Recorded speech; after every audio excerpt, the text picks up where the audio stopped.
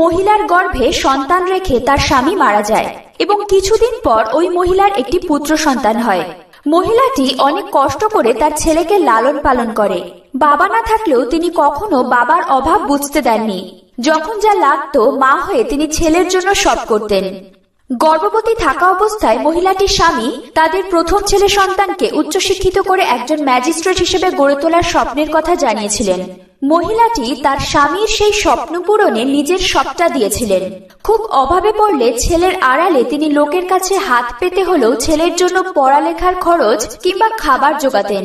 অভাবের তাড়নায় তিনি অনেক সময় শাড়ির আঁচলে চোখের জল মুছতেন, তবু কখনো ছেলেকে সেই অভাব বুঝতে দিতেন না।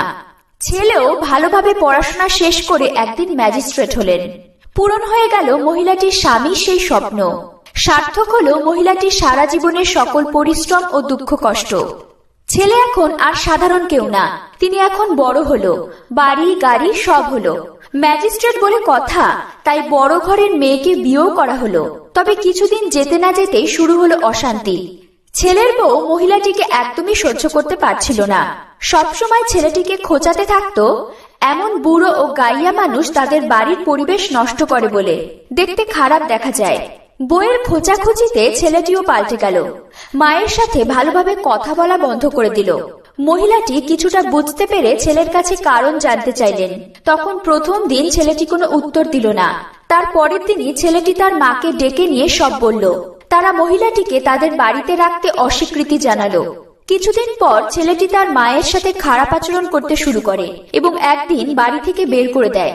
তখন মহিলাটি কোনো দিশা না পেয়ে মনের কষ্টে ওই এলাকার মোড়লের কাছে বিচার দেন।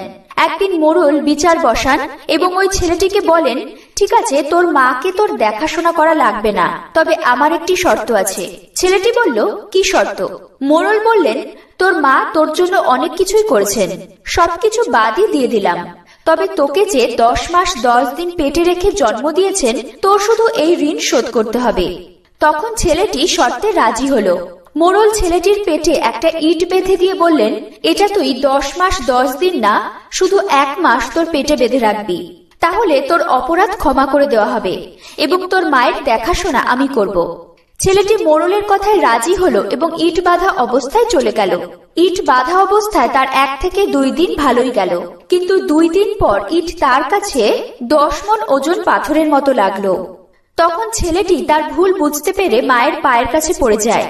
সে বুঝতে পারে একজন মা কি পরিমাণ কষ্ট সহ্য করে একজন সন্তান জন্ম দেন। লালন পালনের কথা বাদই থাক। বন্ধুরা, মায়ের ঋণ কি আদৌ কোনোভাবে পূরণ করা সম্ভব?